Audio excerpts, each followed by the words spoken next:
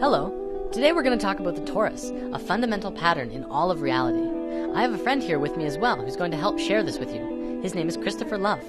Hi, I'm Chris, also known as Yana. Today, I will be helping my angelic friend Patch to expound the wisdom of love and spirituality in relation to the toroid. Let's get down to it. The torus is a very fundamental part of nature. So fundamental, in fact, that science is now seeing that everything moves through this form in one way or another, including ourselves. Very simply, the torus is a self-organizing system that all comes together at a space of unity and expands its energy out all around itself until it returns back to that original space in the center, and will continue to do it again. In quantum physics, mathematics, and generally all forms of science, this geometry really begins to bridge the gap between understanding how sacred geometry truly is the geometry of life. This is a geometry that breathes. It has life itself. Our very own hearts are the first and best examples of a toroid.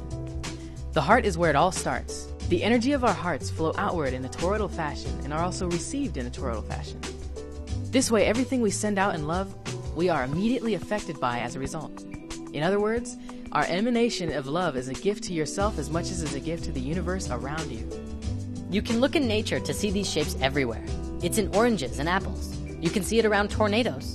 The magnetic field of the Earth is a very powerful example, as well as how the atmosphere of the planet works too. Our modern scientists haven't really taken the concept of hollow Earth very seriously, even though this concept does explain a lot of fundamental theories about the Earth to which we don't really understand, despite all of our theories. Well, the idea of hollow Earth works in the exact same way as well. It demonstrates that our planet is designed from the core as a torus.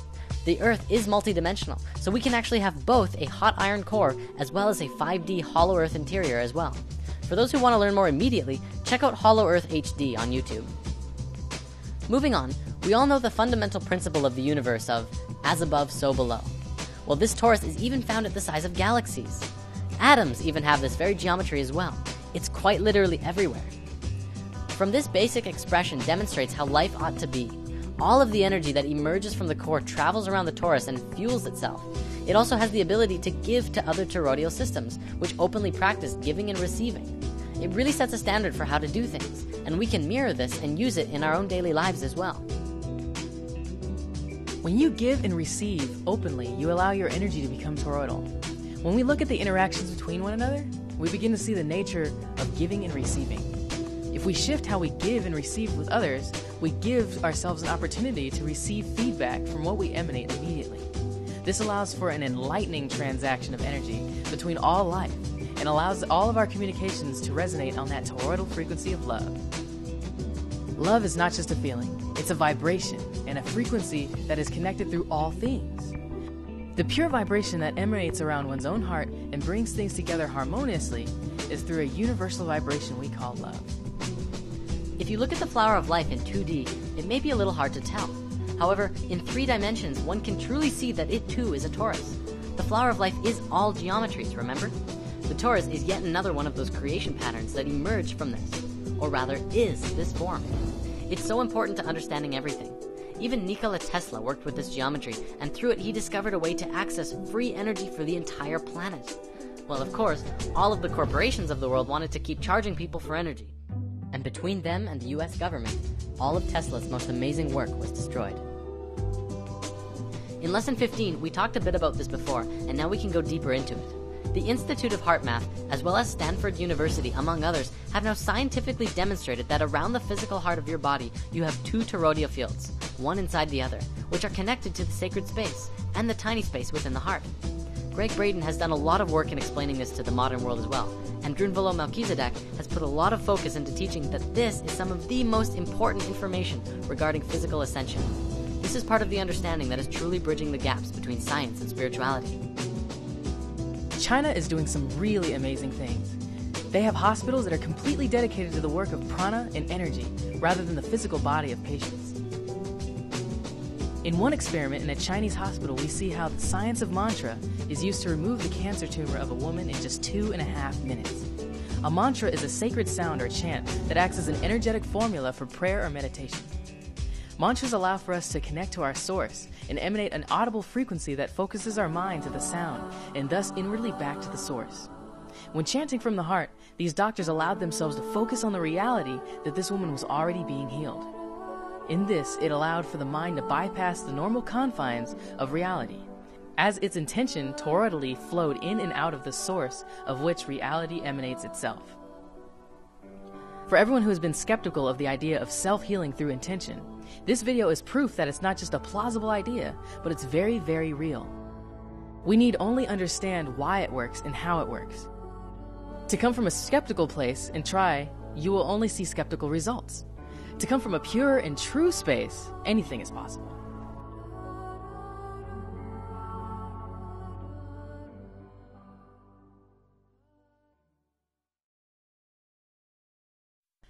Nassim Haramein has made a documentary recently called Black Hole, which we did discuss in Lesson 18. He has done some really great work on this, and it's propelling our understanding of space into something completely new. He has demonstrated that the space at the center of the torus is literally the point of singularity, infinity, and the space where all consciousness truly resides. The source of the source field, and a space where all things are connected. In our modern physics, we don't really take consciousness and life into the scientific equations. Russian scientists are propelling their understandings of life to new levels and have even begun bridging the gaps of understanding gravity. Our Western model is not built to understand gravity, and the Russians have developed models which harmonically see that gravity itself is a conscious field, an information field of love that holds things together. It's really profound, and even quantum physics is beginning to look at this in new light. Remember in Lesson 18, we talked about the vector equilibrium. This torus form and the cube octahedron go hand in hand.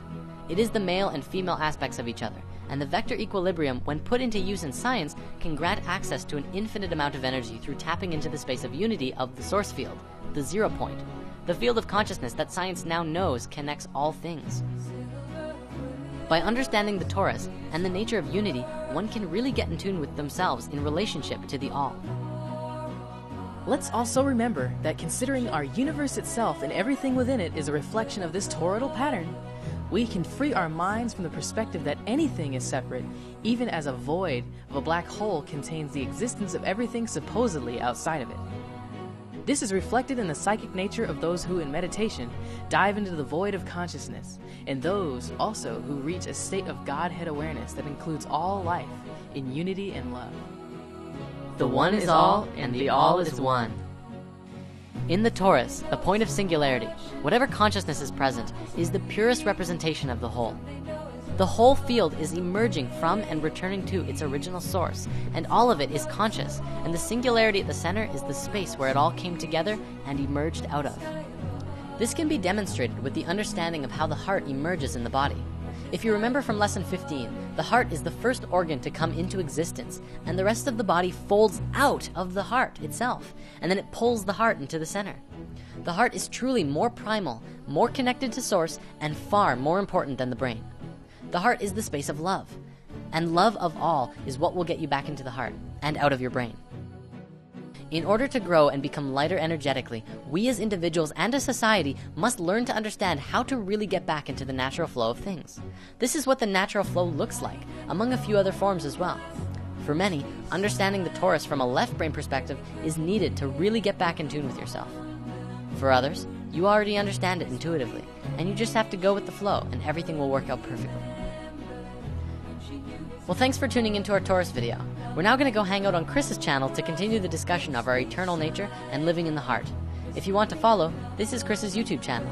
He's created his own series called Angel Academy, and is definitely transforming into something beautiful. Thank you for spending your beautiful time with us, and see you next time.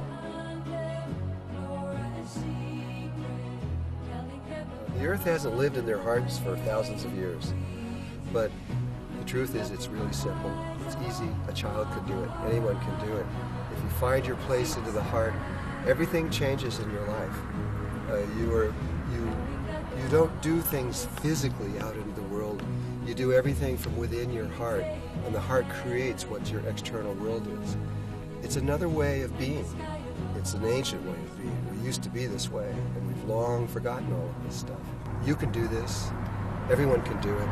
And if you do it, if you learn to live not in your brain, not in a logical thinking world, but in a world that is female and with a heart, and that you begin to love people and your life and your situations and everything that comes to you, your life becomes easy and simple and beautiful. So I hope you find your way, because I know you can do this. We all can do this. Bye-bye.